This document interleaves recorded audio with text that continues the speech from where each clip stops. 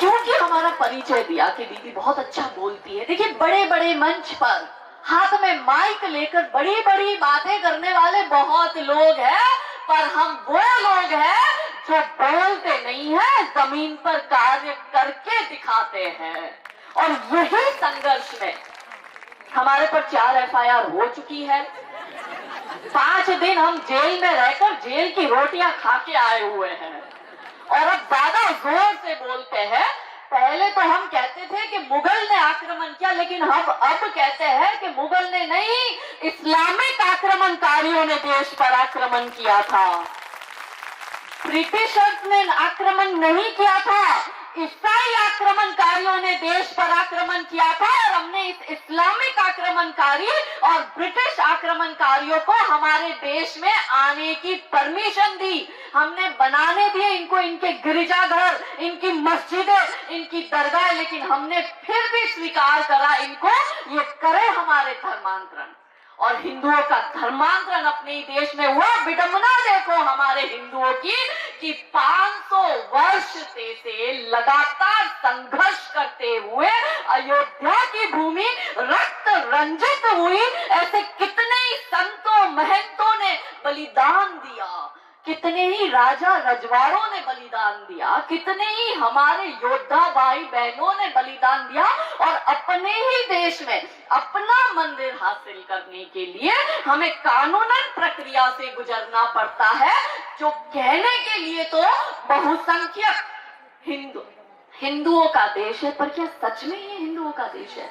तो दीदी ने जो परिचय दिया था, पर हम हमारा परिचय खुद देते हैं। और जब हम हमारी बात करेंगे तो हम आप सभी की बात करें, क्योंकि यहाँ पे एक एक बहन में मुझे एक एक दुर्गा स्वरूपा दिख रही है। और आज तो हम यहाँ से जगा कर ही जाएंगे। जो ये अंदर कहीं दबी कुचली डरी सी है कि मन में इच्छाएं तो बहुत होती है कि हाँ हमें ये करना है। काजल हिंदुस्तानी ने बोला है अब तो हम तलवार लेके निकल ही पड़ेंगे, लेकिन निकलेंगे कब? तो वो मन में जो व्यथा है एक नारी की, तो एक एक दुर्गा स्वरूपा को जब हम आज यहाँ से संबोधित कर रहे हैं, तो जब जब हम मैं बोलेंगे तो आप ये समझिएगा कि मैं आप सबकी बात कर रही हूँ। विश्व की प्रत्येक हिंदू नारी शक्तियों की बात कर रही हूँ। भारत की समस्त हिंदू नारी शक्तियों की बात कर रही हूँ कि कौन हूं मैं, कि मैं सत्य सनातन सी पावन, मैं सत्य सनातन सी पावन मर्यादित हूँ सदियों से। मैं तन-मन से हिंदू हूँ, मैं भारत माँ की माटी हूँ। मैं वेदों का अमर ज्ञान, मैं वेदों का अमर ज्ञान, मैं वचनों की परिपाटी हूँ। मैं युद्धों का अर्जित फल, वीरों की हल्दी घाटी हूँ। कि मैं वंदे मातरम गीतों में, मैं वंदे मातरम गीतों में, मैं गीता का ज्ञान भी हूँ। मैं गायत्री हूँ मंत्रों में, मैं शंकर का शमशान भी हूँ। मैं चक्र सुदर्शन केशव का, मैं चक्र सुदर्शन केशव का, मैं पांचाली का मान भी हूँ। मैं सीता रुक्मणी सावित्री, मैं नारी की पहचान भी हूँ। कि मैं भारत की पावन माटी साक्षी हूँ अभिमानों की। मैं तन-मन से हिंदू हूँ, मैं भारत माँ की माटी हूँ। तो ये परिचय हम समस्त बहनों का है। अब क्योंकि हमारा विषय है हिंदुत्व को बचाना, कैसे बचाएंगे? ऐसे बोल के मंच से बड़ी बड़ी बातें करके बचा पाएंगे? जी नहीं। क्या एसी में बैठ के सोशल मीडिया पर बड़ी बड़ी बातें टाइप करने से हम इस हिंदुत्व को बचा पाएंगे? जी नहीं। क्या बड़े बड़े भाषण देने से हम हिंदुत्व को बचा पाएंगे? नहीं। क्या है हिंदुत्व? धर्म है, वही तो हिंदुत्व है। सनातन धर्म ही हिंदुत्व है। तो धर्म क्या है? धर्म की परिभाषा क्या है? तो धर्म है राम। और राम कौन है? रामायण में राम जी ने हमें बता दिया है कि धर्म के लिए पुरुषों को क्या कार्य करना चाहिए, स्त्री को क्या कार्य करना चाहिए, क्या कार्य नहीं करना चाहिए। जो करना चाहिए वो धर्म है और जो नहीं करना चाहिए वो अधर्म है। तो रामायण में आपने देखा कि राम भगवान 4 भाई थे। कभी मन में प्रश्न आया कि ये 4 भाई क्यों थे? ये 5 भी हो सकते थे, ये 3 भी हो सकते थे, ये 2 भी हो सकते थे, पर 4 भाई क्यों थे? राम, लक्ष्मण, भरत और शत्रुघ्न, क्योंकि चार भाई चार पुरुषार्थ के प्रतीक है। और ये चार पुरुषार्थ क्या है कि राम भगवान साक्षात धर्म के प्रतीक थे। राम भगवान के साथ वनवास कौन गए थे? लक्ष्मण जी। क्यों लक्ष्मण जी गए थे? क्योंकि लक्ष्मण जी काम के प्रतीक थे, यानी कि कर्म के, और कर्म सदैव धर्म के साथ रहता है, इसलिए राम जी के साथ लक्ष्मण जी वनवास गए थे। तो फिर प्रश्न ये आता है कि शत्रुघ्न कभी क्यों अयोध्या छोड़ के बाहर नहीं गए थे? वो सदैव अयोध्या में रहे थे, क्योंकि शत्रुघ्न अर्थ के प्रतीक थे, और अर्थ कभी भी, यानी लक्ष्मी जो है, अर्थ जो है, वो कभी भी राजधानी छोड़ के बाहर नहीं जाता, इसीलिए शत्रुघ्न अपनी राजधानी छोड़कर बाहर नहीं गए थे। और चौथे भरत है, जो कि प्रतीक है मोक्ष के, और मोक्ष का प्रतीक क्यों उन्हें माना गया है? वो इसलिए कि मोक्ष की प्राप्ति के लिए आपको धर्म के किसी प्रतीक को बिठाकर उसको अपने आप को समर्पित करना पड़ेगा। इसलिए भरत ने प्रभु श्री राम जी की खड़ाऊ रखकर 14 वर्ष तक जमीन पर बैठकर अपना राजपाट चलाया था, क्योंकि उस खड़ाऊ को उन्हें धर्म की प्रतीक समझकर उसकी भक्ति की थी। इसलिए भरत जो है वो मोक्ष के प्रतीक है। अब रामायण में 4 महिलाओं का तिरस्कार हुआ है। कौन है वो 4 महिलाएं? तो पहला नाम तो सीधा आता है मंथरा का, दूसरी केकई, तीसरी ताड़का और चौथी शूर्पणखा। अब ये चारों महिला, यही मैं बता रही हूँ, इसी में ही आपको पूरा पता चलेगा कि धर्म क्या है, अधर्म क्या है, करना क्या चाहिए, क्या नहीं करना चाहिए। क्योंकि नारी शक्ति की बात हो रही है, तो नारी शक्ति को क्या नहीं करना चाहिए वो अब आपको इस संदर्भ से पता चलेगा कि मंथरा जो है वो लोभ की प्रतीक थी, केकई स्वार्थ की प्रतीक थी। केकई को स्वार्थ था ना कि मेरा भरत शासन करेगा, राम शासन नहीं करेगा। शूर्पणखा वासना की प्रतीक थी और ताड़का अहंकार की प्रतीक थी। अब इन चारों स्त्रियों का तिरस्कार किसने किया? तो आपको पता है कि मंथरा को लात मारकर उसका तिरस्कार शत्रुघ्न ने किया था। मंथरा किसकी प्रतीक है? लोभ की। क्यों शत्रुघ्न ने उसका तिरस्कार किया? क्योंकि शत्रुघ्न अर्थ का प्रतीक था, और यदि धर्म के कार्य आप कर रहे हो, उसमें लगाया गया जो भी अर्थ है, उस अर्थ में जब आप लोभ का त्याग करोगे तो ही धर्म की प्राप्ति होगी। इसलिए शत्रुघ्न ने मंथरा का त्याग किया था, यानी कि लोभ का त्याग अर्थ ने किया था। दूसरा केकई। केकई से भरत जी ने अपने रिलेशन बिल्कुल खत्म कर दी थी कि मैं आपको अपनी मां नहीं मानता, क्योंकि आपने मेरे भाई को लोभ में आकर स्वार्थ आप में निवास किया और आपने मेरे भाई को वनवास दिया। तो स्वार्थ की प्रतीक केकई का तिरस्कार भरत ने किया। तो भरत किसके प्रतीक है? मोक्ष के। मोक्ष ने स्वार्थ का तिरस्कार किया, क्योंकि मोक्ष की प्राप्ति आपको तभी होती है जब आप निस्वार्थ भाव से धर्म के कार्य करते हैं या धर्म की सेवा करते हैं। इसीलिए उनका त्याग भरत ने किया था। तीसरी शूर्पणखा, वासना की प्रतीक, शादी करनी थी उसको राम से। राम भगवान ने कहा मैंने तो सीता माता को वचन दे दिया है कि उनके सिवाय कोई पर स्त्री मेरे जीवन में नहीं आएगी। एक काम कर, तू लक्ष्मण से पूछ ले भाई, उसको जैसे शादी वादी करनी है तो देख लेना भाई तू। तो वो शूर्पणखा जो थी वो लक्ष्मण के पास गई कि मुझे आपसे शादी करनी है, क्योंकि उसके मन में वासना जागी कि बड़ा सुंदर है, बड़ी अच्छी हाइट बॉडी है, तो मुझे इससे शादी करनी है। अब क्यों उसका त्याग लक्ष्मण ने किया? क्योंकि लक्ष्मण जो है वो काम यानी कि कर्म के प्रतीक है, और जब आप धर्म की राह पर चलते हुए कर्म करते हो तो कर्म करते वक्त आपको वासना का त्याग करना पड़ता है। इसीलिए लक्ष्मण जी ने शूर्पणखा की नाक काटी, उसका त्याग किया, क्योंकि वासना और कर्म कभी एक साथ नहीं हो सकते। जैसे एक छोटा सा एग्जांपल दूं, हंसी में ही लेना, लाइटर नोट में, कि कुछ पॉलिटिशियन जीवन में बहुत अच्छा करते हैं और फिर एक दिन एक न्यूज आती है और एक एमएमएस वायरल होता है कि इस महिला के साथ ये उसका एमएमएस वायरल हुआ, उस बेचारे का तो पूरा करियर ही खत्म हो जाता है। क्योंकि आप कर्म करने निकले हो, आप समाज के हित में काम करने निकले हो, तो आपके कर्म में यदि वासना आती है तो आपका अंत निश्चित है। इसलिए लक्ष्मण जी ने जो है उसका त्याग किया था शूर्पणखा का। और चौथा और अंतिम ताड़का, बहुत बड़ी राक्षसी, बहुत अहंकार उसमें।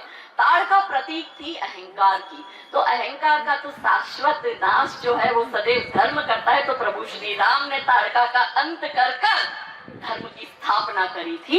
इसलिए धर्म और अहंकार कभी साथ में नहीं होते। और वही कारण है कि धर्म ने रावण का भी अंत किया, रावण के अहंकार का भी अंत किया।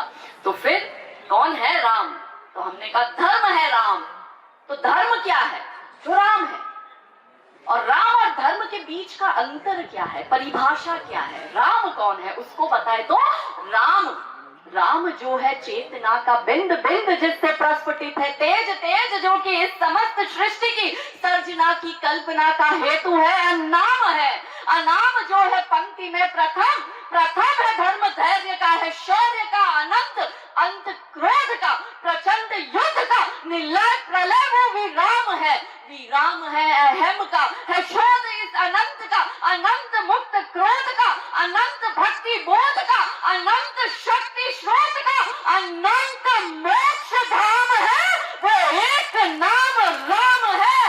वो एक नाम, वो एक नाम, वो एक नाम। तो हमने यहाँ पर आपको समझाया कि धर्म क्या है और राम क्या है। मगर हम बात करते हैं धर्म की स्थापना की। हमारे भारत को इस्लामिक देश बनाने के षड्यंत्र चल रहे, मतलब धर्म को खत्म करने का। क्योंकि धर्म बचेगा तो ही तो देश बचेगा। देश को तो जो हमारी सेना का सिपाही है वो बॉर्डर पर सुरक्षा कर ही रहा है, लेकिन देश के अंदर कौन सुरक्षा करेगा मेरी बहनों? वो सुरक्षा हमें करनी है। कैसे होगी ये सुरक्षा? क्योंकि इस्लामिक आक्रमणकारी प्रोपेगेंडा करके बैठे हैं। पॉपुलर फ्रंट ऑफ इंडिया, जिसको भारत सरकार ने बैन किया, उसका घोषणा पत्र आया था बाहर।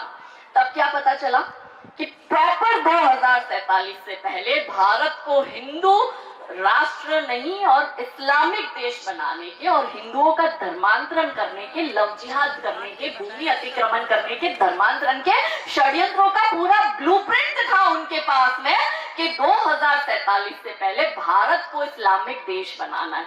तो कैसे बनाएंगे भारत को इस्लामिक देश? टारगेट महिला होती है।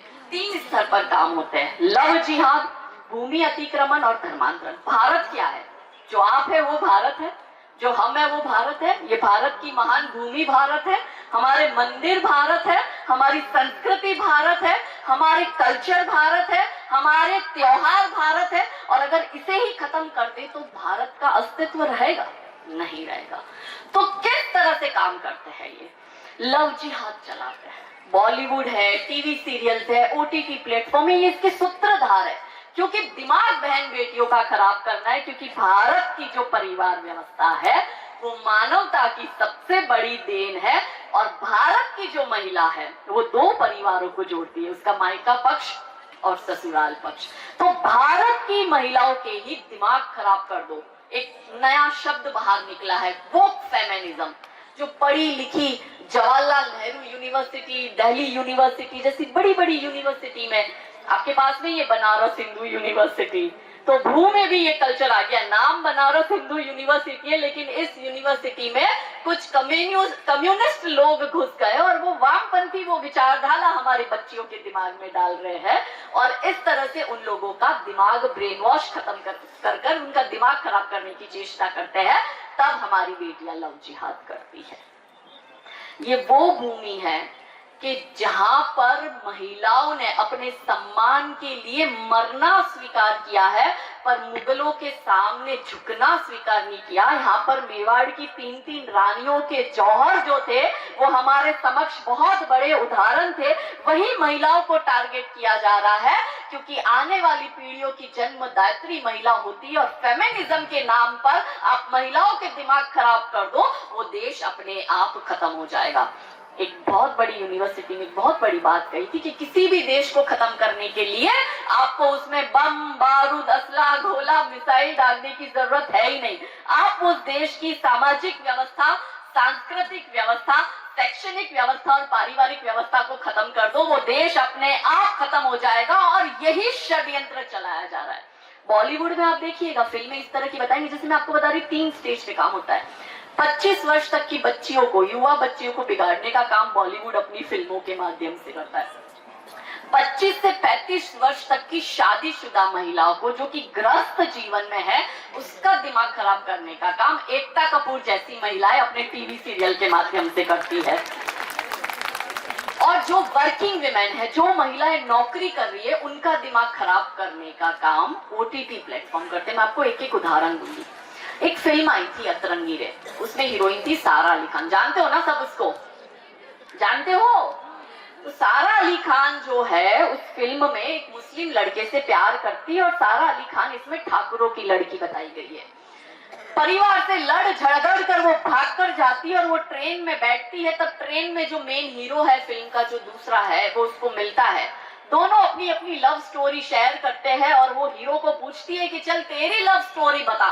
तो हीरो कहता है कि मेरी शादी तो कल होने वाली है, मैं अभी मेरी शादी के लिए ही निकल रहा हूँ, और मैंने जिसके साथ बचपन से पढ़ाई करी, जो मेरे गांव की थी, जो मेरे समाज की लड़की है, हम साथ में ही पले बड़े, साथ में ही हमने अपनी एजुकेशन पूरी करी, फाइनली आज वो दिन आया है कि मेरी उससे शादी होने वाली है, हमारा बचपन का प्यार है, हम एक ही समाज के हैं।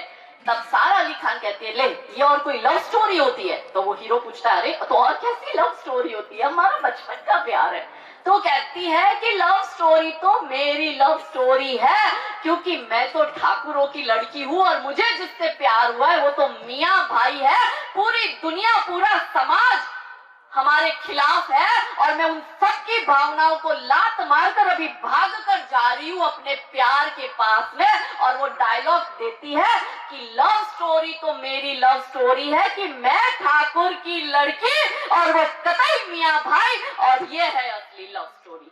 तब हमारी 13-14 साल की वनरेबल बच्ची, जिसके शरीर में उस वक्त हॉर्मोन्स चेंज होते हैं, आकर्षण होता है विपरीत व्यक्ति के प्रति, और उस आकर्षण में हमारी बेटी को लगता है कि मुझे भी लव स्टोरी बनानी है, पर क्योंकि उसने फिल्म में डायलॉग मारा है कि लव स्टोरी तो तुम्हारी वो कही जाएगी, तुम इतिहास में तब छपोगी जब तुम हिंदू होके किसी मियाँ भाई से प्यार करो और उससे शादी करो और किसी मियाँ भाई को अपना बॉयफ्रेंड बनाओ, तब हमारी बच्ची देखो सॉफ्ट पावर के माध्यम से फ्रेजाइल माइंड में कैसे स्लो पॉइजन बॉलीवुड डाल रहा है इन्हीं षड्यंत्रों से, कि इनकी सभी पिक्चर में हीरो जो होगा वो जिहादी मुसलमान होगा और हीरोइन जो होगी वो हिंदू होगी और उच्च परिवार से होगी। अब यही षड्यंत्र में ये ऐसी लव स्टोरी बनाते हैं, पर ये कभी हादी रानी पे नहीं बताएंगे। आप में से कितने लोगों को हादी रानी के विषय में पता है? हाथ ऊंचे करके बताओ। 2, 4, 5 लोग। क्योंकि आपको पता है आजाद भारत की सबसे 4 बड़ी भूलें क्या थी?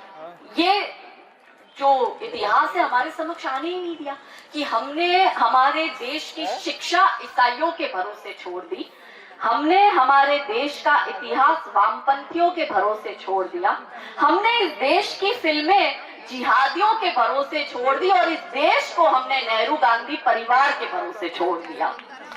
और यही 70-75 साल की गलती कि इन लोगों ने इस भूमि पर अपना ऐसा वर्चस्व जमाया कि हम कहने के लिए तो आजाद है, पर मानसिक रीत से हम आज भी गुलाम हैं।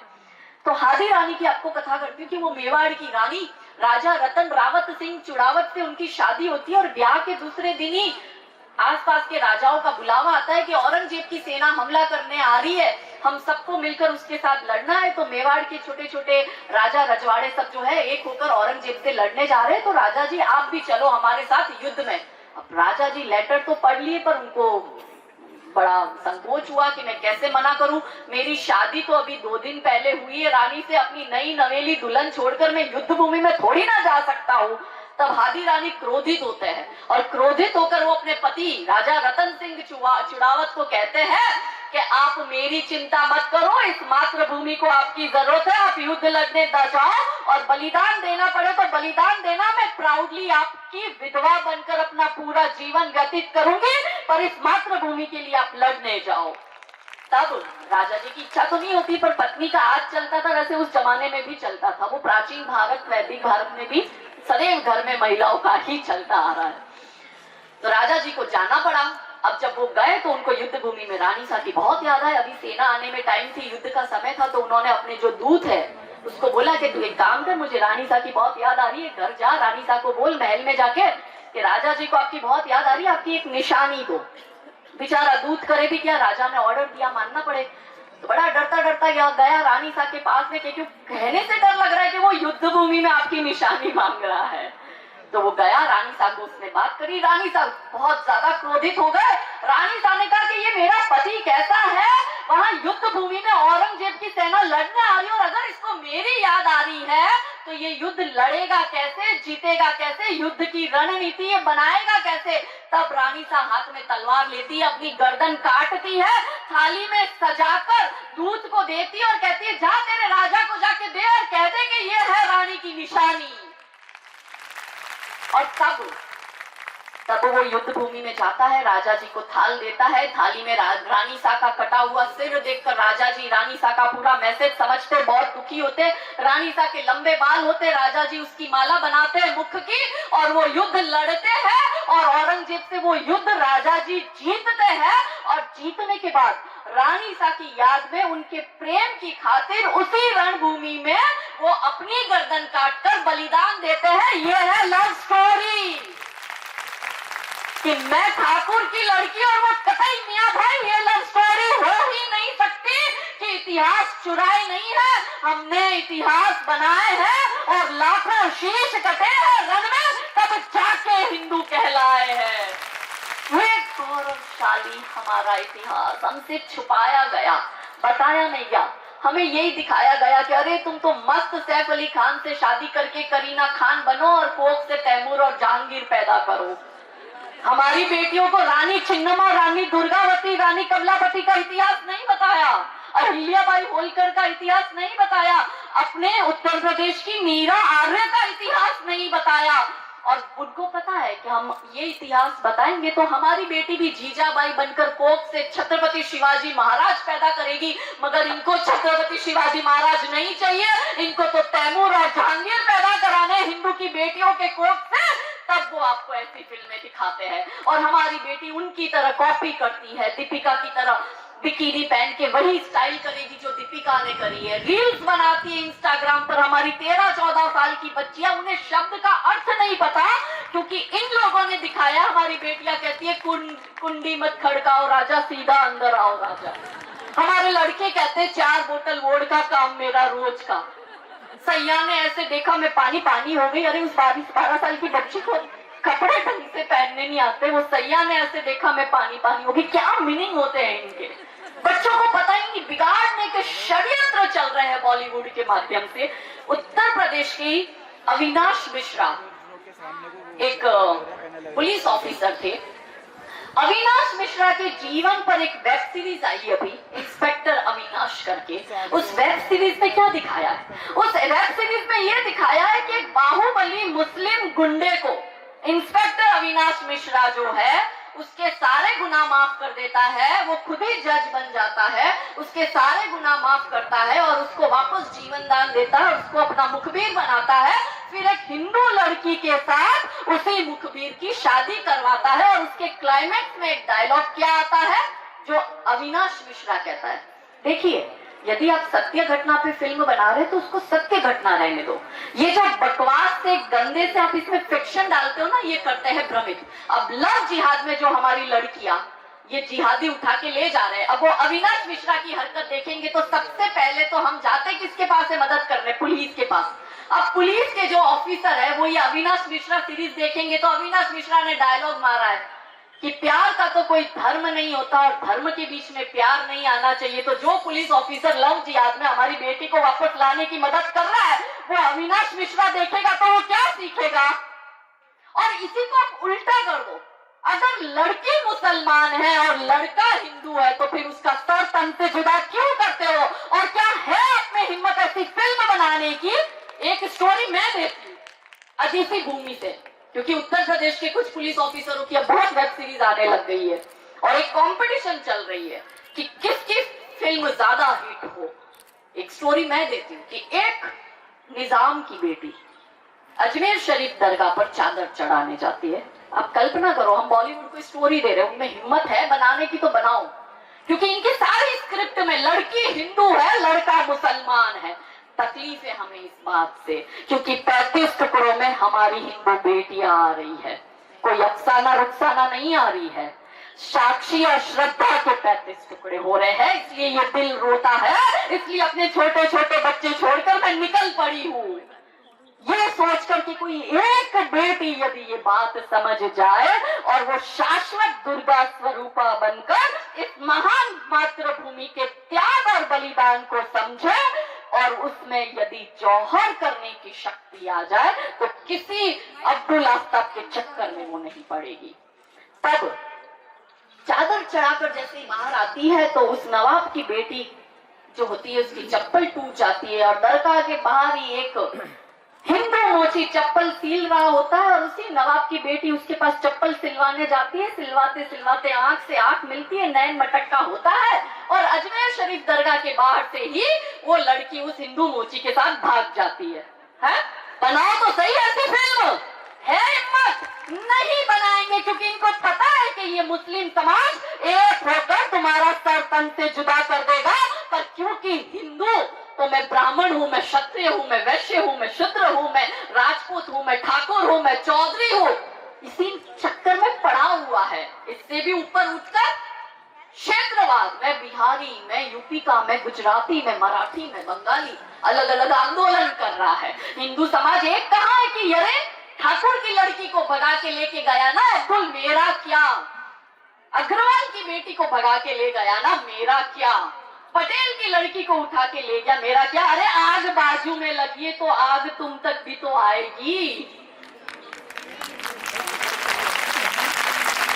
दूसरा, टीवी सीरियल के माध्यम से, जो मैंने कहा 25 से 35 वर्ष की महिलाओं को बिगाड़ने का काम कैसे करते हैं। देखो, एकता कपूर की सीरियल में बहुत मस्त साड़ी पहनी हुई महिला होगी, बहुत बड़ा बड़ा मंगलसूत्र, बहुत बड़ी बिंदी, पीछे बहुत बड़ी अंबे माँ की या गणपति दादा का स्टैच्यू होगा, और क्या दिखाएंगे? दिखाएंगे ये कि जीवन में एक पुरुष आता है, फिर शादी दूसरे से करेगी, फिर उसको तीसरा पसंद आने लगेगा, फिर जिससे शादी करी वो दूसरा वाला मर जाएगा, फिर कोई चौथा लाइफ में आता है और उससे शादी का प्लान करती है, इतने में तो जो वो मरा हुआ था वो जिंदा हो जाता है, फिर कंफ्यूज होती है इसके साथ जाऊं कि उसके साथ जाऊं। अब यहाँ उपस्थित मेरी बहनें एक सुर में मुझे जवाब दो कि क्या हम हिंदू महिलाओं का चरित्र ऐसा है कि हमारे जीवन में 4-4 पुरुष आते हैं? बताओ, हाथ ऊंचा करके बताओ, जवाब दे के बताओ। फिर एकता कपूर की इतनी हिम्मत कैसे हो जाती है कि वो हिंदू महिलाओं पर ऐसी सीरियल बनाती है। एक अनुपमा करके सीरियल है, एक पति को छोड़ती है, फिर दूसरे से प्यार करती है, पहले से रिलेशन चालू होता है, फिर जो पहले से बच्चे हैं वो सारे बच्चे मिलकर अपनी माँ का किसी दूसरे से शादी करवाते हैं, फिर पहले की जो पहली पत्नी थी उसके बच्चे जो है उनका कुछ प्रॉब्लम चलता है तो ये दौड़ के सॉल्व करने जाती है, फिर जो दूसरे की जो पहली गर्लफ्रेंड थी उसका किसी और से ब्रेकअप होता है तो उसका निदान वो दूसरा वाला करेगा। ये एक सीरियल में इतने ब्रेकअप और इतने डिवोर्स दिखाए कि मेरे ख्याल से यहाँ मेरी जितनी बहनें उपस्थित है उनके पूरे खानदान में इतने ब्रेकअप और डिवोर्स नहीं हुए होंगे। पर क्योंकि हिंदू परिवारों को तोड़ने के षड्यंत्र चल रहे हैं, तो जो बेटी अपनी माँ के साथ ये टीवी सीरियल देखती है, कैसे अनकॉन्शियस माइंड में चीजें काम करती है। इन सभी सीरियलों में कॉमन क्या होता है? कॉमन होता है कि सास जो है वो एक नंबर की नालायक, ननद एक नंबर की चालाक नालायक, अपने ससुराल में लड़ती नहीं, पियर में ही पड़ी रहती है, और सास और ननद मिलकर बहू के खिलाफ षड्यंत्र करता है, तब वो सीरियल है। लेकिन रियल लाइफ में क्यों भारतीय परिवार टूट रहे हैं? वो देख रही है ना, अनकॉन्शियस माइंड में काम कर रहा है, दिमाग में अभी शादी नहीं हुई पर काम कर रहा है, मेरी भी सास ऐसी मिलेगी मुझे, मेरी भी ननद ऐसी मिलेगी। इसलिए शादी के दूसरे दिन जो है बेटी को वहां पे अलग हो जाना है, ससुराल में रहना नहीं है, और चढ़ाने वाली वापस माँ टिपिकल वैम्प का रोल करती है, बेटी को फोन करके कहती है सास ज्यादा चिक चिक कर रहे तो तू आ जाना मेरे घर में, यही सिखाती है। हमारे परिवार में हमें यह सिखाया गया है कि बेटी तेरी डोली यहाँ से उठ रही है, तेरी अर्थी तेरे ससुराल से ही उठनी चाहिए। तभी आज हम परिवार व्यवस्था में रह रहे हैं, जॉइंट फैमिली में रह रहे हैं, रिलेशन निभाने पड़ते हैं। मैं मानती हूँ थोड़ी बहुत परेशानियां होती है, पर तो समाधान भी तो हमारे पास है। क्या रिश्तों को तोड़ना समाधान है? क्या अपनी सास को वृद्धाश्रम भेज देना समाधान है? क्या भाई को भाई से अलग करना समाधान है? पर क्योंकि एकता कपूर की सीरियल से ये सारा सीखा है तो परिवार टूट गया। एकता कपूर ने शादी किससे की किसी को नहीं पता, बच्चा किसका है वो भी किसी को नहीं पता, पर हमारी बहन बेटियों को ये सिखाती है कि बच्चा पैदा करने के लिए शादी करने की जरूरत नहीं है। तब हमारी बेटी हमसे सवाल करती है कि बच्चा पैदा करने के लिए शादी करने की क्या जरूरत है? तो फिर हम में और जानवरों में फर्क ही क्या रहा यदि हमें व्यवस्था में नहीं रहना है?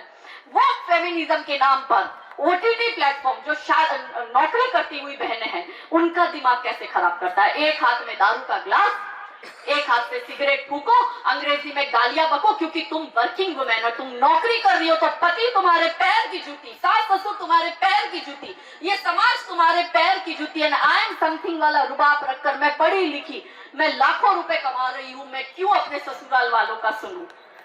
तो मुझे एक बात का जवाब दीजिए, रानी लक्ष्मीबाई के पास किसी चीज की कमी थी? रानी थी, रजवाड़ा था पूरा उसके पास में, अंग्रेजों की बात मान लेती, हर महीने जो पेंशन मिल रहा था उससे जीवन यापन करती, उसको क्या जरूरत थी अंग्रेजों से युद्ध करने की? रानी चिन्नम्मा को क्या जरूरत थी? 40 वर्षों तक पुर्तगालियों से युद्ध करा पर अपनी राजधानी में आने नहीं दिया। कोई कमी थी क्या उनके पास? नहीं थी। पर यह इतिहास हमारी बहन बेटियों को नहीं बताना है, और इसी के कारण हमारे जो देश में है अभी जो परिवार व्यवस्था टूट रही है वो इसका सबसे बड़ा जीता जागता उदाहरण है। तो मेरी बेटियों, मेरी बहनों, हे भारत की बेटी जागो, मैं तुम्हें जगाने आई हूँ। हे भारत की नारी जागो, मैं तुम्हें जगाने आई हूँ। और 100 धर्मों का धर्म एक बलिदान बताने आई हूँ। खप्पर वाली काली जागे, जागे दुर्गा बरबड़ा, रक्त बीज का रक्त चाटने वाली जागे चामुंडा, नरमुंडों की माला वाला, नरमुंडों की माला वाला, जागे कपाली कैलाशी, रंग की चंडी घर घर नाचे, मौत कहे प्यासी प्यासी, अरे झोली लेकर मांग रही हूँ, झोली लेकर मांग रही हूँ, कोई शीश का दान दे दो, भारत का भैरव भूखा है, कोई प्राण का दान दे दो, और मैं घर घर इनकलाब की आग जलाने आई हूँ। हे भारत की बेटी जागो, मैं तुम्हें जगाने आई हूँ। हे भारत की नारी जागो, मैं तुम्हें जगाने आई हूँ। जितने भी देश में घटनाक्रम हुए हैं या जो भविष्य में होने वाले हैं, सारे महिलाओं से रिलेटेड है। अत्याचार महिलाओं पे होता है, बलात्कार महिलाओं के हो रहे हैं, जोर जबरदस्ती महिलाओं के हो रहे हैं, वीडियो फोटो वायरल गंदे महिलाओं के हो रहे हैं, षड्यंत्र पूर्वक हो रहे हैं। मेरी बहन बेटियों, अभी जो इजराइल में हमास के आतंकवादियों ने जो अटैक किया, सबको पता है। बात पूरी चर्चा पूरे विश्व में ये हो रही है कि हमास के आतंकवादियों ने इजराइल पे अटैक किया, और हमने एक वीडियो देखा कि एक महिला को निर्वस्त्र कर उसका मर्डर कर आतंकवादी, वो हमास के आतंकवादी नहीं है, वो मैं यहाँ पे करेक्ट कर दूं, वो मुस्लिम आतंकवादी है हमास के। सच को छुपाने से सच छुप थोड़ी जाएगा। आंख बंद कर बिल्ली यदि दूध पीती और उसको लगता है कि उसे दूध पीते हुए कोई नहीं देख सकता, तो वो उस बिल्ली की मूर्खाई है। पूरे देश को पता है कि वो आंख बंद कर चोरी चोरी दूध पी रही है। तो ये कहना कि हमास का आतंकवादी नहीं, आतंकवादी एक ही मजहब से आता है, कोई और। आप मुझे बताओ, जय श्री राम बोलकर किसने आतंकवाद कर लिया? जय श्री राम बोलकर किसने दंगे कर लिए? जय श्री राम बोलकर किसने 26/11 या 9/11 कर दिया? जय श्री राम बोलकर कौन किसी देश पर चढ़ाई करने चला गया और ईसाइयों को हिंदू बना दिया या मुसलमानों को हिंदू बना दिया? देखा है क्या कहीं? सुना है क्या कहीं? अल्लाहू अकबर बोलकर बम बांधकर बम ब्लास्ट वो कर रहा है ना, सीरियल बम ब्लास्ट याकूब मेमन कर रहा है ना, सदन पर हमला अफजल गुरु कर रहा है ना, बुरहान वानी इंडियन आर्मी पर हमला कर रहा है ना, जवाहरलाल नेहरू यूनिवर्सिटी में उमर खालिद भाषण दे रहा है ना कि भारत तेरे टुकड़े होंगे इंशाअल्लाह इंशाअल्लाह, वो कर रहा है ना भाई। तो जो वो कर रहा है वही तो हम बोल रहे हैं, तो फिर हम बोल रहे तो हम कट्टर कैसे हो गए? क्या सच को बोलना इस देश में कट्टरता हो गई? और यदि कोई नुपुर शर्मा बोलने की हिम्मत कर देती है, जानते हो ना नुपुर शर्मा के साथ क्या हुआ, पता है ना आपको? तो उस नुपुर शर्मा के लिए सर तन से जुदा के नारे लगते हैं, उस नुपुर शर्मा को बलात्कार की धमकियां दी जाती है, आतंकवादी अपने वीडियो रिलीज करते कि तेरे को तेरे परिवार को तो मार ही देंगे, और उस नुपुर शर्मा के लिए देश में से कोई महिला खड़ी नहीं होती है, कौन से महिला सम्मान और सुरक्षा की हम बातें कर रहे हैं? कौन से नारी सशक्तिकरण की हम बात कर रहे हैं? क्या होता है महिला सशक्तिकरण? यदि कोई एक महिला के लिए खड़ा नहीं हो सकता, ये देश वो है कि जहां एक महिला की अमान सम्मान के लिए रामायण हो गया, महाभारत हो गया, वहां जब आप, हमारी दीदी ने बताया कि 33% अब महिलाओं को एक तरह से आरक्षण मिलने वाला है, सदन में महिलाएं जाएगी, नारी शक्ति का सशक्तिकरण होगा। मेरा एक बहुत सिंपल सवाल है, जो कि मेरा लेजिटिमेट जेन्युइन क्वेश्चन है। जब नुपुर शर्मा के साथ इतनी बर्बरता इस पूरे देश के कट्टर मुस्लिम आतंकवादियों ने, जिहादियों ने, तालिबानी मानसिकता वाले लोगों ने करी थी, और 56 इस्लामिक देश के जिहादी, आतंकवादी, तालिबानी मानसिकता के मुस्लिम लोगों ने करी थी, तब इस देश की महिला शक्ति कहां थी? क्या राज्यसभा और लोकसभा में महिलाएं नहीं है? क्यों कोई एक महिला नुपुर शर्मा के लिए खड़ी नहीं हुई और लोकसभा, राज्यसभा से ललकार नहीं लगाई कि ये भारत की भूमि पर किसी बहन बेटी के यदि बलात्कार की धमकी मिलती है या सरपंच से जुदा के नारे लगते हैं, तो ये कतई बर्दाश्त नहीं किया जाएगा। यदि नुपुर शर्मा की किसी भी कमेंट से प्रॉब्लम है, तो ये देश न्याय व्यवस्था से चलता है, कानून अपना काम करेगा, मगर ये स्वीकार्य नहीं है। पर पूरा देश मुख्य दर्शक बन के बैठ गया। 1.5 साल से नुपुर अपने घर में ही हाउस अरेस्ट होकर रह रही है, गुमनामी की जिंदगी जीने को बाध्य कर दी गई। कहां है महिला सम्मान? कहां है सुरक्षा? सुरक्षा होगी तभी तो सम्मान आएगा, यहाँ तो सुरक्षा ही नहीं हो रही है। तभी तो वो हमस का आतंकवादी उसको नग्न घुमाकर जीप में उसका वो कर रहा है। क्यों ये महिला? और 33% बिल आने के बाद में मैं मानती हूं, यदि 33% महिलाएं लोकसभा में जाती है, तो क्या उनमें शक्ति है कि लव जिहाद के खिलाफ कानून बनाए? अगर ये कर सकती है तो मैं मानती हूं कि नारी शक्ति है, वरना मैं ये फोटो खिंचवाने वाली, फल फ्रूट देने वाली, वृक्षारोपण करने वाली, नेताओं के लिए भीड़ इकट्ठे करने वाली नारी शक्ति को नहीं मानती। हैशटैग नारी शक्ति लिखना नारी शक्ति हो ही नहीं सकता। अगर भारत की महिलाएं एक साथ सड़कों पर उतरे ना, 24 घंटे में आपको हिंदू राष्ट्र मिलेगा, 24 घंटे में लव जिहाद मुक्त भारत होगा। पर क्या शक्ति है? इनकी महिलाएं देख लो, बुर्खा पहनकर 6 महीने तक दिल्ली की सड़कों पर चक्का जाम कर सीए के विरोध में आंदोलन किया। शाहीन बाग में, उत्तराखंड में, रुद्रपुर के पास हल्द्वानी में इनकी बांग्लादेशी महिलाओं ने, रोहिंग्या महिलाओं ने, जो कि अवैध घुसपैठी है, इस देश की वो है भी नहीं, और रेलवे की जमीन पर अवैध अतिक्रमण करा है, और रेलवे का ऑर्डर आता है, पर वो कोई रेलवे के ऑर्डर को नहीं मानती, वो कोई राज्य सरकार के ऑर्डर को नहीं मानती, और 50,000 महिलाएं वहां पे चक्का जाम कर उन सड़कों पर धरना करती है। क्या हमारी बहन बेटियों में 24 घंटा धरना करने की शक्ति है? मैं आऊंगी सबसे पहले, आप बताओ है शक्ति? अपने अधिकारों को यदि आप मांगोगे नहीं, तो रोए बिना माँ अपने बच्चे को दूध नहीं पिलाती। आपको लगता है आपको आपका हिंदू राष्ट्र मिलेगा? नहीं मिल सकता। बोलने से हिंदू राष्ट्र नहीं मिलेगा, छीनना पड़ेगा, बोलना पड़ेगा, लड़ना पड़ेगा, बलिदान देना पड़ेगा। किसी काजल को तो जेल जाना पड़ेगा, किसी कमलेश तिवारी को तो अपना सर कटवाना पड़ेगा, किसी बिट्टू बजरंगी के भाई पर जब एसिड डालकर उसको जला दिया जाता है, परिवार के लोगों को परेशान किया जाता है, वो बलिदान देने के लिए कितने लोग तैयार हैं? हैशटैग नारी शक्ति लिखने से परिवर्तन नहीं आ सकता मेरी बहनों। फेसबुक पर किसी मरीज को हॉस्पिटल में जाकर 4 केले देकर 10 पिक्चरें लिखवाकर हैशटैग नारी शक्ति से आप बदलाव नहीं ला सकते मेरी बहनों। और यदि यकीन मानिए आप आज इस देश को नहीं संभालेंगे, तो आने वाली पीढ़ी में आपकी बहन बेटियों को बुर्खा पहनाने के लिए आप तैयार हो जाना, आपके लड़कों के खतने के लिए आप तैयार हो जाना, धर्मांतरण के लिए आप तैयार हो जाना। यदि आज आप अपना धर्म, अपना देश, अपना संस्कार नहीं संभालते तो। एक हमस के आतंकवादी ने लिटरली एक गर्भवती महिला की वीडियो वायरल हुए, उसके पेट को काटता है, पेट में से उसका बच्चा निकालता है, उसके सामने उसके बच्चे को मारता है और फिर उसका कत्ल करता है। एक एक हमस के आतंकवादी ने, वहां पर एक भाई होता है ज्यूइश भाई, उसकी छाती बीच में से चीरता है, चीरकर उसका दिल निकालता है और वो कच्चा दिल को खा रहा है। बताओ ये तुम्हारे भाई कहने के लायक है? मुजफ्फरनगर के दंगे देखे ना आपने, क्या हुआ था?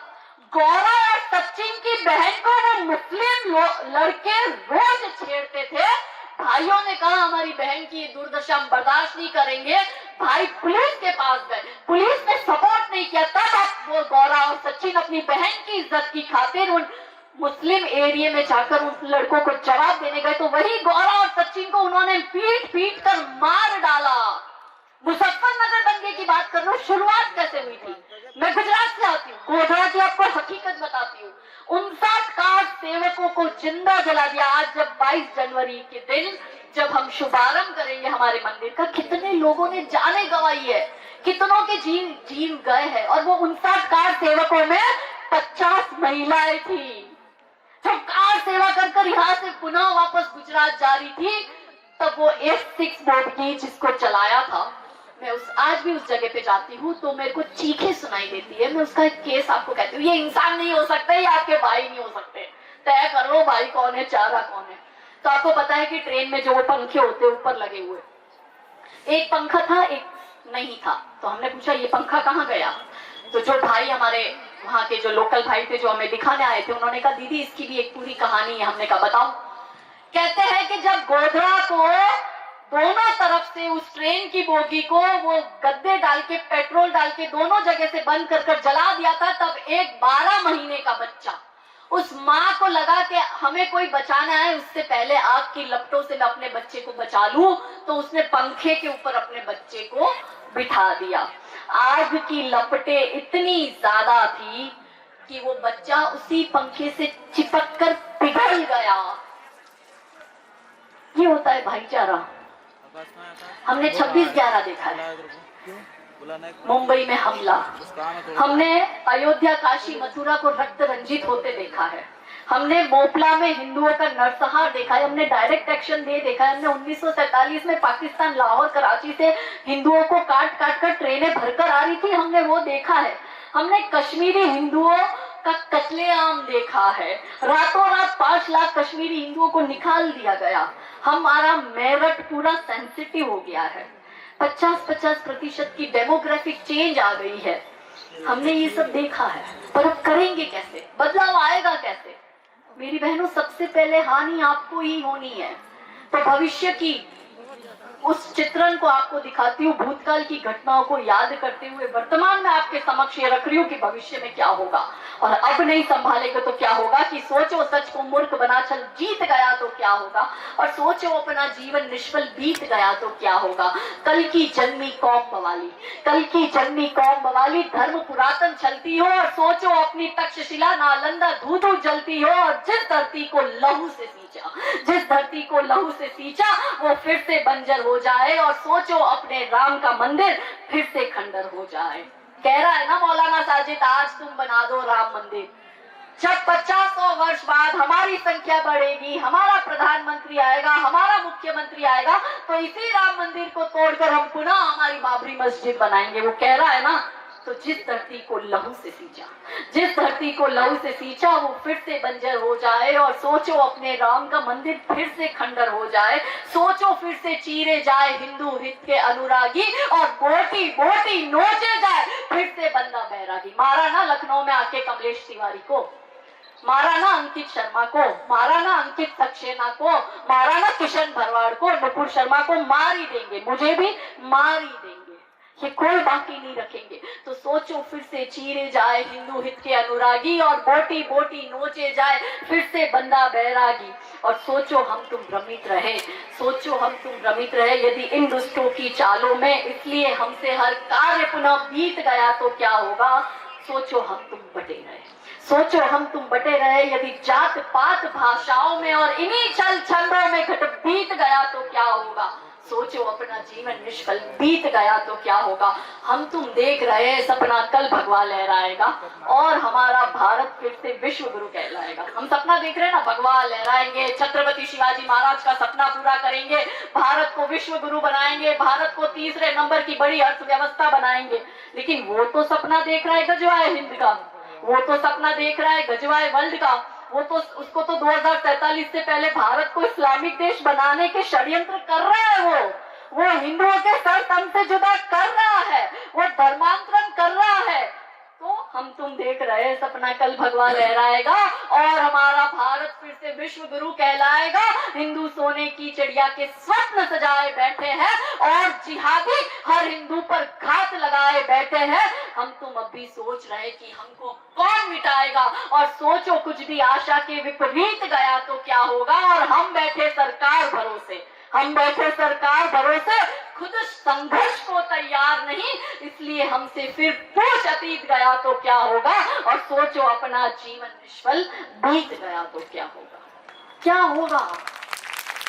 हमें लग रहा है अरे योगी है ना बचाएंगे, अरे मोदी है ना बचाएंगे। वो 2 दिन पहले कुछ मुस्लिम लोगों ने क्या बोला है, आपने सुना? वो वीडियो वायरल हो रहा है। ये जिहादी मुसलमान कह रहे हैं कि अरे आज योगी मोदी है, हमारे लोग आने दो, देखो इनकी क्या हालत करते हैं। खुलेआम बोल रहा है। कैसे हिम्मत हो जाती है किसी आफ्ताब की हमारी बच्ची के 35 टुकड़े करने की। अगर सच में इस देश में नारी शक्ति होती तो उस आफ्ताब के 35 टुकड़े होते, किसी श्रद्धा के नहीं होते। आज हम सब इस सभा में आए, अच्छे कपड़े पहन के आए। मैं आपको कैची देती हूँ और कहती हूँ कि जो साड़ी या जो ड्रेस पहना है, बोले 35 टुकड़े करने की हिम्मत है आप में? नहीं है।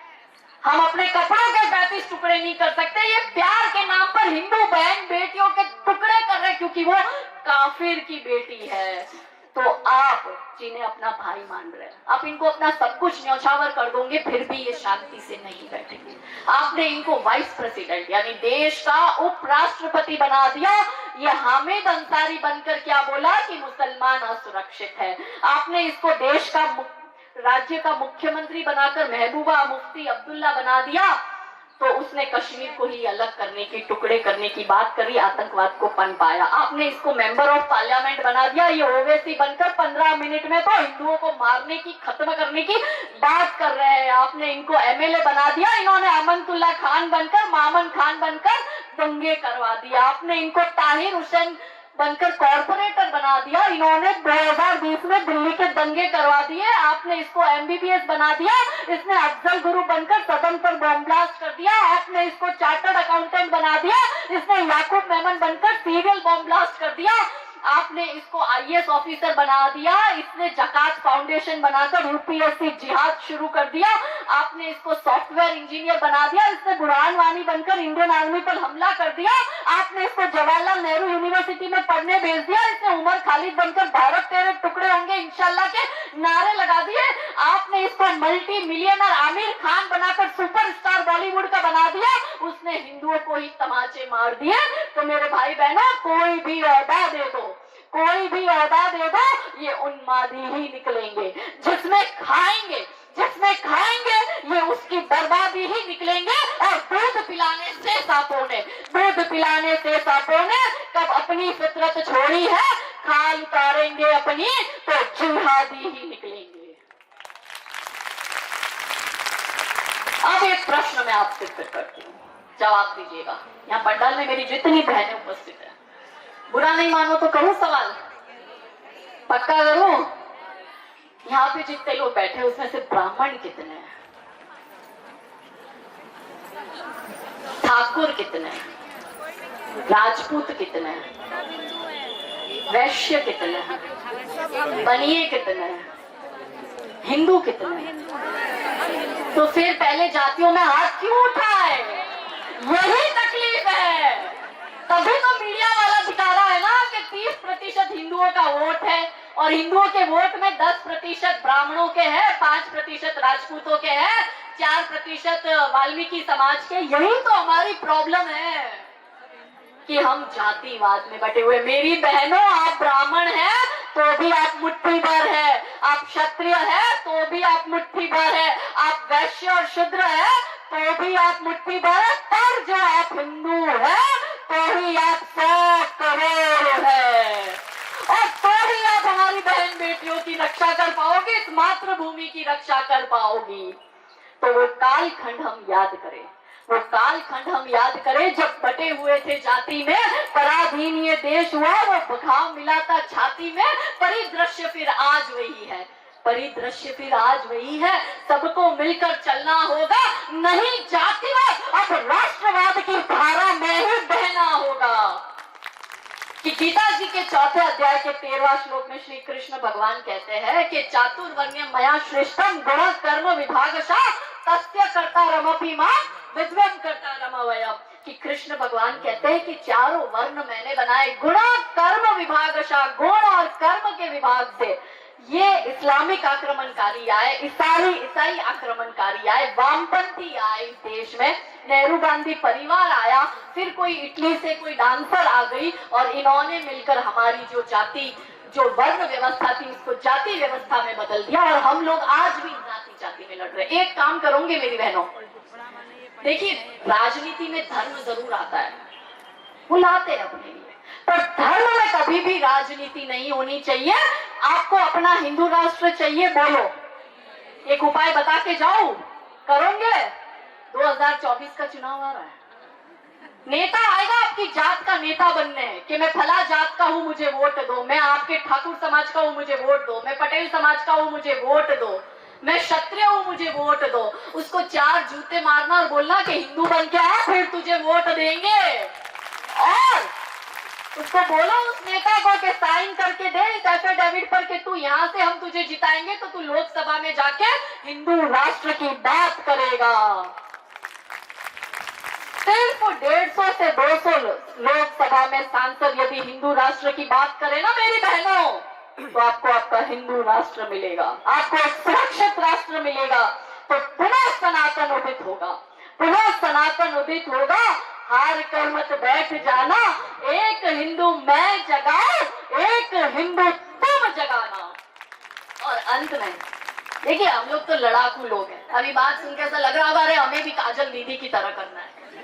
और दीदी देखो कितनी मस्त दिखती है, क्या मस्त बोलती है, हम तो फिदा हो गए। हाँ, पिछली बार मुजफ्फरनगर गई थी तो महिलाओं ने हाथ खींच खींच के हमें ऐसा चूमा था हाथ पर कि हमने कहा अरे ऐसा तो हमारे पति ने आज तक नहीं चूमा। हमने कहा चूमने से क्या होता है, त्याग करने की शक्ति कितनों में है, कितने लोग त्याग करेंगे। देखो मैं आज आके बोली ऐसे ही जैसे महर्षि दयानंद सरस्वती जी ने, आर्य समाज के फाउंडर, तो महर्षि दयानंद सरस्वती जी इसी तरह से धर्म का प्रचार करने निकलते थे, तो वो बहुत बोलते थे, उनकी सभाओं में बहुत लोग आते थे, तो उनका जो पर्सनल असिस्टेंट था वो कहता था महाराज जी रोज इतने लोग सुनने आते हैं, सुन के चले भी जाते हैं, फिर दूसरे दिन वापस जैसे थे वैसे ही होके आते हैं। तो महाराज जी बहुत सुंदर जवाब देते हैं।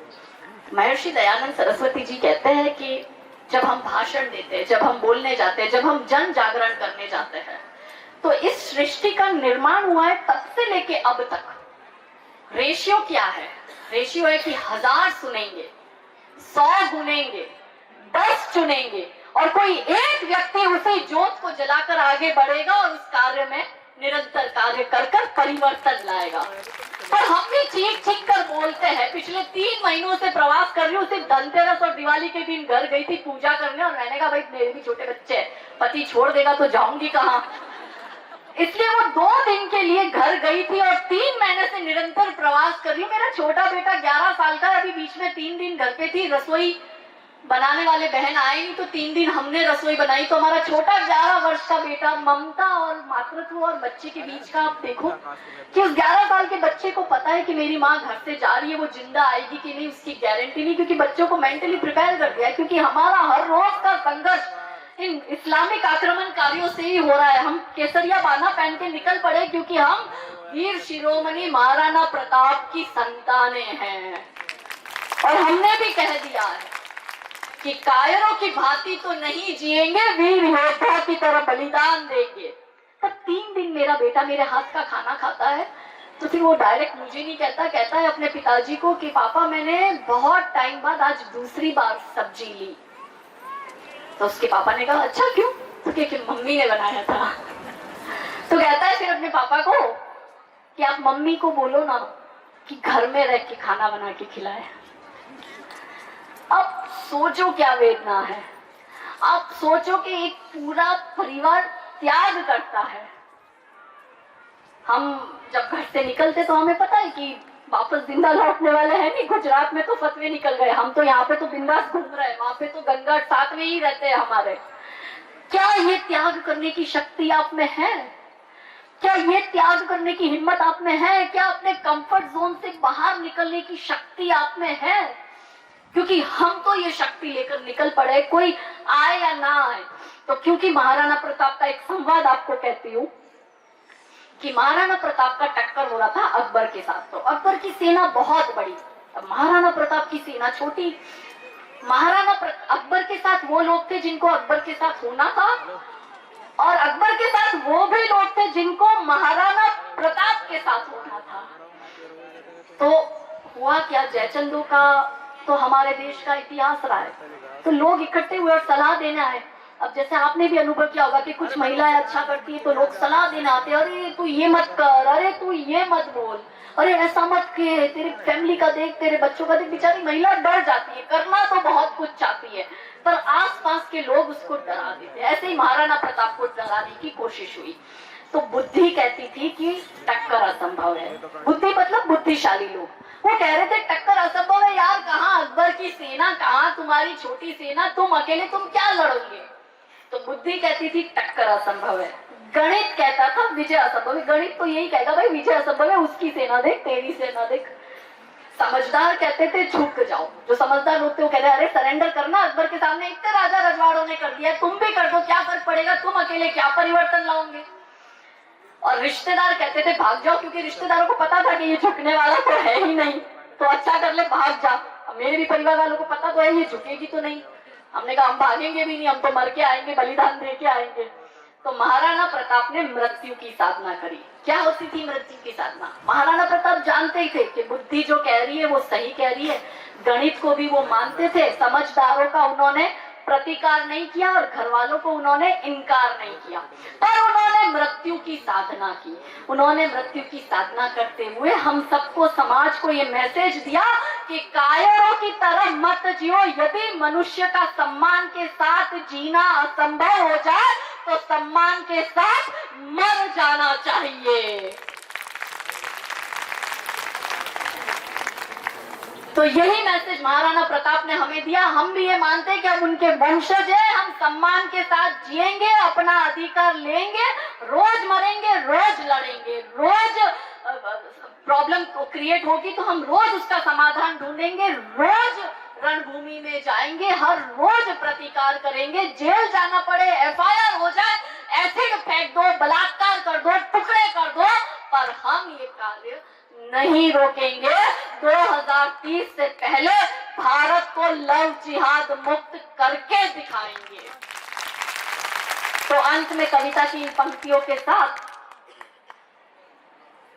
अपनी वाणी को विराम देती हूँ कि थे चले इतिहास लिखने, थे चले इतिहास लिखने, मृत्यु से घबरा रहे हो, चाहता बलिदान है रण और तुम घर को आ गए हो। ये अहिंसा मात्र भ्रम है, ये अहिंसा मात्र भ्रम है, शत्रुओं का जाल है ये, मान लो तुम बात मेरी, हिंदुओं का काल है ये। यदि अहिंसा पूज्य होती, यदि अहिंसा पूज्य होती, श्री कृष्ण क्यों गीता सुनाते और शांति हेतु युद्ध निश्चित भेद क्यों हमको बताते। कायरों की भांति तुम क्यों युद्ध से कतरा रहे हो, चाहता बलिदान है रण और तुम घर को आ गए हो। भेद सारे भूल कर और वर्ण सारे भूल कर, भेद सारे भूल कर सोचो कि हम अतिरेक है, खींच लो सब मुट्ठियां, बोलो कि हिंदू एक है, बोलो कि हिंदू, बोलो कि हिंदू। तो आज मैंने सूरज से बस जरा यूं ही कहा, आपके साम्राज्य में इतना अंधेरा क्यों रहा। तम तमाकर वो दहाड़ा, बोला मैं अकेला क्या करूं, तुम बेफिक्रों के लिए मैं भला कब तक लड़ूं। आकाश की आराधना के चक्करों में मत पड़ो, संग्राम ये घनघोर है, कुछ मैं लड़ूं कुछ तुम लड़ो। बोलो सियावर रामचंद्र की, पवन सुत हनुमान की, नमः पार्वती। हर महादेव। फिर से आप सबका बहुत बहुत आभार। इतने प्यारे प्यारे श्रोताओं को देखकर हमारा मन प्रफुल्लित है। हम गुजरात जाके भी आपको याद करेंगे और फिर से यूपी की हमारी बहनों को कहते हैं कि हम इसी तरह से बुलाते रहना, हम आते रहेंगे। अभी मन में खून का उबाल हो रहा होगा कि हम ये तलवार लेके निकले और सबको काट छाट कर हिंदू राष्ट्र बना दे। मेरी बहनों, कार्य करना पड़ेगा। एक हिंदू मैं जगा रही हूँ, एक हिंदू आपको जगाना पड़ेगा। धन्यवाद। भारत माता की, भारत माता की। फूल भी है, चिंगारी भी, हम भारत की नारी है। और अभी मुझे लगता है कि किसी के रोंगटे बचे हैं क्या खड़े होने से? जरा चेक करिए, चेक किया क्या? तो आज ही इसी सम्मेलन में आपकी एक परीक्षा होने वाली है। घबराइए मत।